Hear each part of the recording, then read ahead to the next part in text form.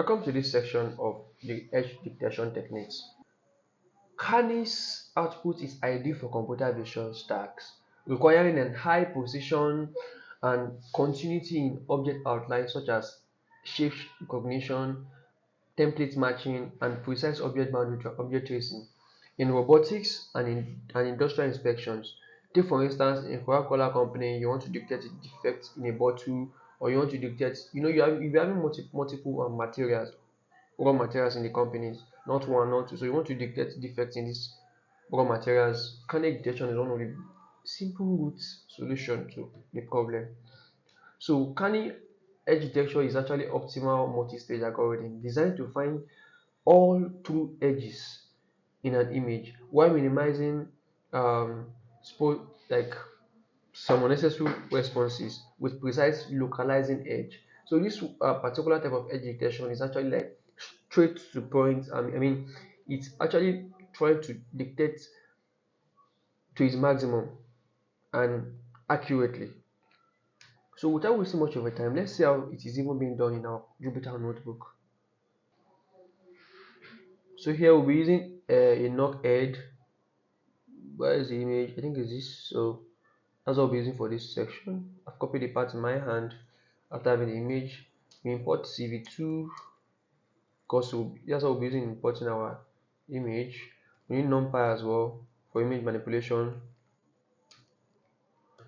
Numpy, import matplotlib, there's pyplot, there's plt, everything already. So we've installed these modules already. We don't even have to install them, but because we want to like show step by step as I'm importing them, at some point I will stop importing them because since once we've actually imported in a particular notebook, it's there already, so you can keep running different projects. Bring in our image. Let's bring an image part. Image. Let me see. My image is inside this. So we want to load the image with CV2 image. Let's say we can still bring in the image. So we'll just say CV2 dot image. Then we paste in our image. So from here we'll be able to like put image inside image. Funny. So we know we are to like convert our image to a grayscale format.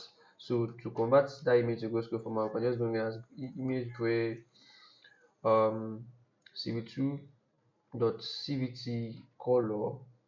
Notice this cv color and the other color we're using, they are different. The way we write them are different. Yeah, so that's something you have to take note of. Then cv2 dot color bgr to rgb. Oh, we need grayscale rather. BGR gray to gray. So we've successfully have our image in a grayscale format now with this. So first, before we actually start, before we put our Canny Edge image, we have to like convert the gray version of this image into a particular unique hue style called unit. So we would make it gray is equals to our image. That's image underscore gray. Then we assign it a particular type, a particular type. Np dot, this is where our numpy comes in. Np dot unit 8. Okay, we have issue unit 8. Yeah, we are good to go. So now we can now apply Canny Edge detection on this particular gray image. So to actually have that, we define our edges to be equal to cv2 dot Canny. First thing we bring is that gray we converted. Then we give it a threshold. We have two threshold.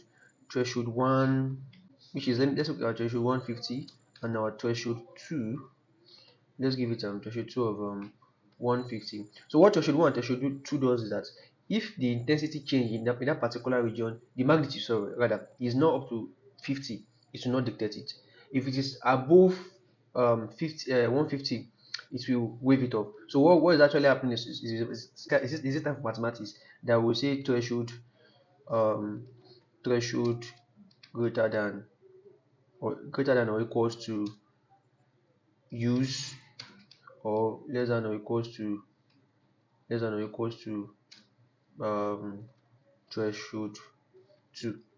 What's happening is that it's only magnitude that fall in between this back edge, or magnitude that fall between this scope that you use. So let's fine. We are through with the major detection activity. So what we'll do now is we'll print our image. But before we print our image, we will have to generate an RGB format of the original image so that we can actually view it clearly and compare to what we have.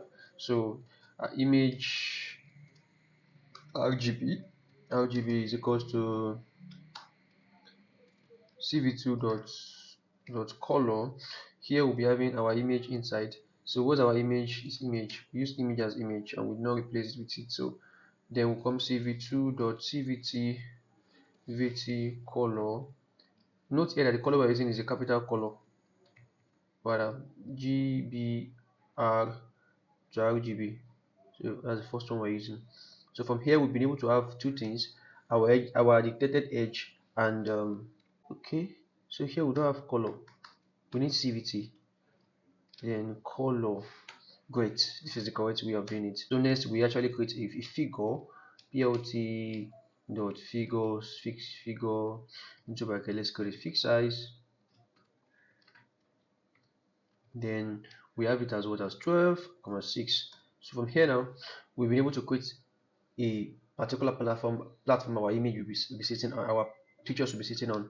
So let's bring in these images. So subplot 1 comma 2 comma 1, we have plt dot image show. The first one we are actually having here is our original image. So what's our original image? We bring in that brought it in as something. Okay, that is it. So we want to apply CMP color map. I want to make it gray. Yep. So plt dot title, we have an original image here. This original image. Plt dot show. Then plt dot axis. We want to turn off our axis because we don't need it for anything. We're not calculating any mathematics operation. So let's make it off. It's fine. So the next one we'll be having is the second image we've detected using Canny. Copy it, change this, and we're good to go. Boom, we have our result. So as we can see, we have similar results we have on our presentation. So that is basically almost all about Canny Edge Detector. Before we leave, there are four things that are very very important in this Canny Edge Detector stage. First thing it uses Gaussian blur to actually do noise reduction. After doing noise reduction, it calculates the gradients just like Sobel does to find potential edges. The next one, it actually uses it does a non-maximum suppression to thin the edge to the pixels width. Then we do thresholding. We'll be using our high and low thresholding. The thresholding we use at that time, which is to actually link and finalize a strong and a continuous edge.